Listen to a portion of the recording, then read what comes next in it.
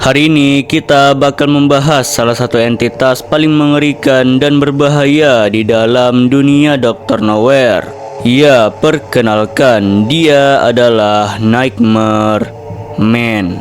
Nightmare Man adalah salah satu entitas ciptaan Dr. Nowhere yang pernah muncul dalam video analog horor yang berjudul Dioditi Compendium. Dalam video tersebut dia muncul sebagai sang narator yang menyapa penonton dan sekaligus menjelaskan berbagai peristiwa aneh serta entitas mengerikan apa saja yang ada di dalam dunia manusia. Dikarenakan video tersebut tidak menjelaskan sang narator itu siapa, jadi kita bakal membahas siapa sebenarnya entitas yang bernama Nightmare Man ini. Sebelum lanjut, jangan lupa dong untuk like video ini agar gua lebih semangat terus untuk upload konten pembahasan seperti ini lagi. So, kalau sudah, ayo kita lanjut ke pembahasannya. Welcome to Dr. Nowhere's Office of Wonders. We are certain...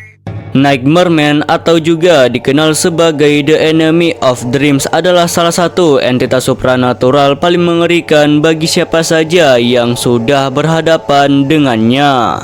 Entitas ini beroperasi sepenuhnya di dalam dimensi alam bawah sadar atau mimpi korbannya, menjadikan dia salah satu entitas yang dapat menghancurkan psikologis dan mental manusia. Sesuai dengan namanya Nightmare Man atau The Enemy of Dreams, dia memiliki tipe bahaya yang dapat menghancurkan mimpi-mimpi manusia. Korban yang sudah bertemu dengannya selalu mengatakan bahwa ia digambarkan dengan tubuh berwarna hitam pekat dan sepenuhnya berpiksel. Dia memiliki lengan dan kaki, tapi bentuknya cukup abstrak dan sangat sulit untuk diidentifikasi secara jelas. Di sepanjang sisi tubuhnya terdapat tonjolan yang menyerupai helaian kabel berliku yang menandakan itu adalah saraf pada tubuh entitas ini.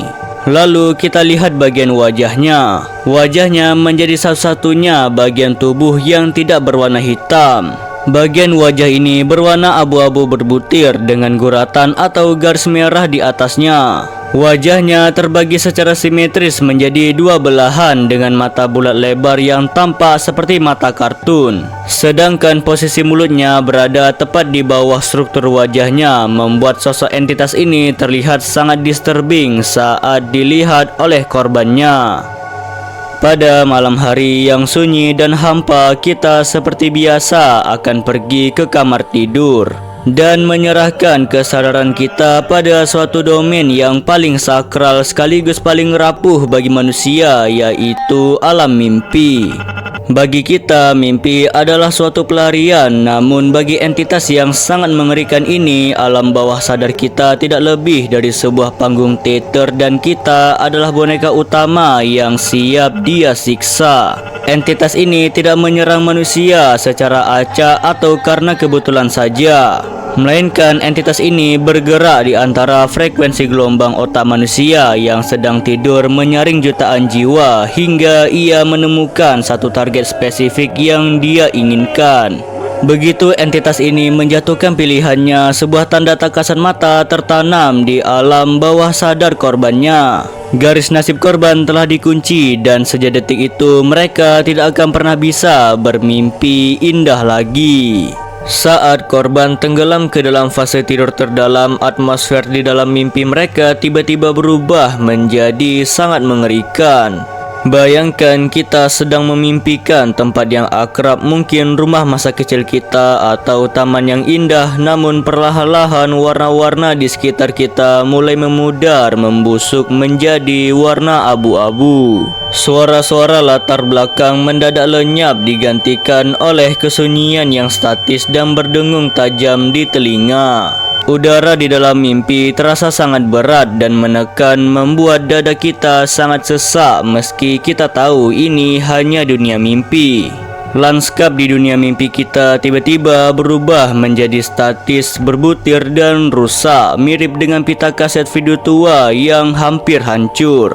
Korban seringkali langsung tersadar bahwa mereka sedang terjebak di dalam dunia mimpi, namun mereka menyadari hal mengerikan yang terjadi. Mereka sama sekali tidak memegang kendali. Pintu keluar dunia mimpi telah lenyap dan mereka akhirnya terjebak di dunia mengerikan itu. Di tengah ruang hampa yang rusak itu, Nightmare Man mulai memainkan perannya sebagai sutradara penderitaan. Menggunakan kemampuannya, dia membedah isi kepala korbannya, mencari memori paling kelam, trauma masa lalu, rasa bersalah yang dipendam, hingga fobia terbesar korbannya. Lalu menggabungkan semua itu menjadi sebuah skenario mimpi buruk yang sangat mengerikan yang akan dialami oleh korbannya. Kita mungkin akan dipaksa berlari di dalam labirin gelap tanpa ujung, dikejar oleh sesuatu yang tak terlihat. Atau kita mungkin melihat orang-orang yang kita sayangi berwajah rata dan menatap kita dengan penuh kebencian. Skenario ini berjalan berulang-ulang, mematikan nalar dan meruntuhkan mental korbannya. Di tengah lanskap mimpi buruk yang sedang berlangsung, tiba-tiba udara di sekitarnya mendadak membeku. Kegelapan di sekeliling korban mulai memadat, memisahkan diri dari bayangan biasa dan membentuk siluet humanoid yang sangat tinggi namun distorsif.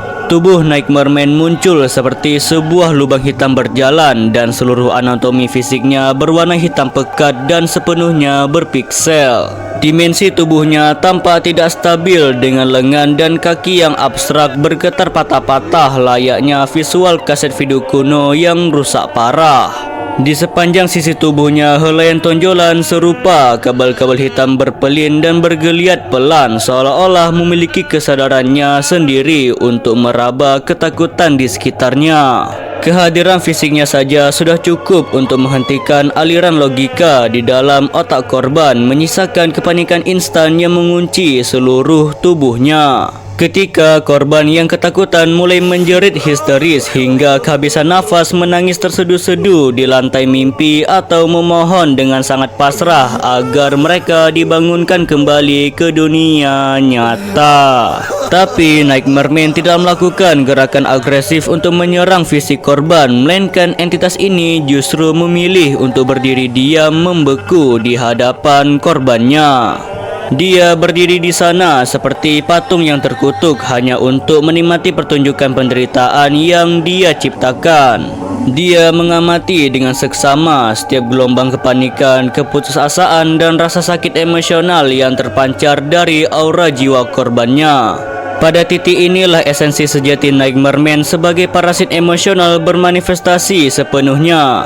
Dia tidak membutuhkan darah atau daging manusia sebagai makanannya, melainkan makanan utamanya adalah energi emosi manusia dari teror yang paling murni. Hukum alam mimpi buatan Nightmare Man berjalan dengan prinsip yang sangat mengerikan. Semakin kalian ketakutan, semakin kuat pula cengkeramannya. Setiap jeritan, setiap tetes air mata, dan setiap keputusasaan yang kalian tunjukkan bertindak sebagai bahan bakar murni bagi entitas mengerikan ini.